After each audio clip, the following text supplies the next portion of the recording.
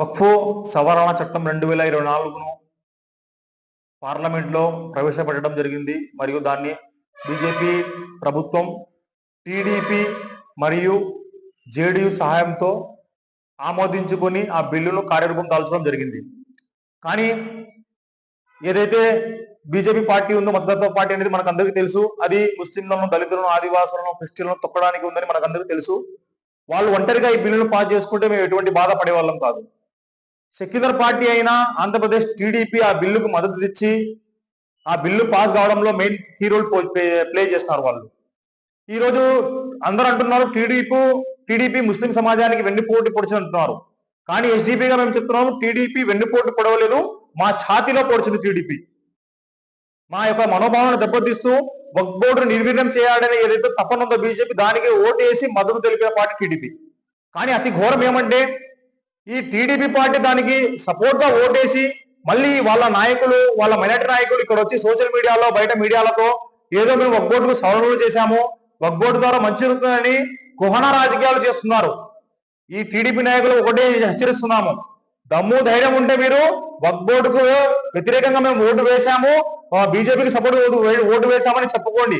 అంతేగాని అక్కడ ఓటు వేసి వచ్చి ఇక్కడ లోకల్లో వచ్చి మేమేదో చేసేసాము ముస్లిం సమాజానికి అంటే, ముస్లిం సమాజం ఏం పిచ్చోళ్ళు లేరు ఇక్కడ మీరు చెప్పే మాటలు నమ్మడానికి.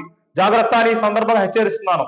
ఏదైతే టీడీపీ ఈ వక్ఫ్ సవరణ చట్టానికి ఓటేసి ఈ వక్ఫ్ బోర్డును నాశనం చేసిందో, దీన్ని ముస్లిం సమాజం మొత్తం గుర్తుపెట్టుకుంటుంది. మీరు చూస్తూ ఉండండి, వచ్చే రాబోయే ఎలక్షన్ లో ముస్లిం సమాజము మరియు దళిత క్రిస్టియన్ సమాజాలు ఓటుతో మిమ్మల్ని బుద్ధి చెప్తే రోజులు దగ్గరున్నాయని ఈ సందర్భంగా మీకు తెలియజేస్తున్నాను.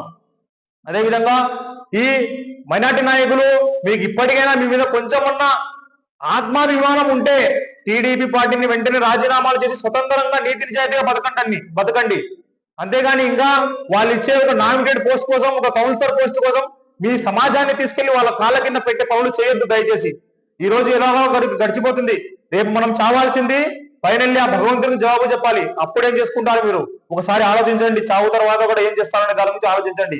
ఎంతసేపు ఉన్న ఒక నామినేట్ పదవి కోసం, ఒక సర్పంచ్ కోసం కాదు, మీరు సమాజం కోసం పనిచేయడం నేర్చుకోవాలి.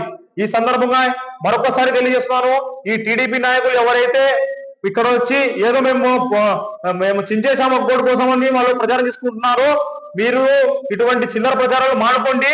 దమ్ము ధైర్యంగా చెప్పండి, అవును మేము ఒక బోర్డుని నిర్వహణ కోసం పనిచేసామని చెప్పండి. ఈ ముస్లిం సమాజం ఒప్పుకుంటుంది. ఈ సందర్భంగా ఎస్డిపిఐ పార్టీ చెప్తుంది, ఎక్కడైతే ఎలక్షన్లలో మేము పోటీ చేస్తామో అక్కడ మా గెలుపు కోసం కృషి చేస్తాము. మిగిలిన చోట మేము ఎక్కడైతే ఎస్డిపి పోటీ చేయరో అక్కడ ఖచ్చితంగా టీడీపీకు వ్యతిరేకంగా టీడీపీ ఓటమి కోసం పనిచేస్తామని తెలియజేస్తున్నాము. జై హింద్, జై భీమ్, జై ఎస్డిపిఐ.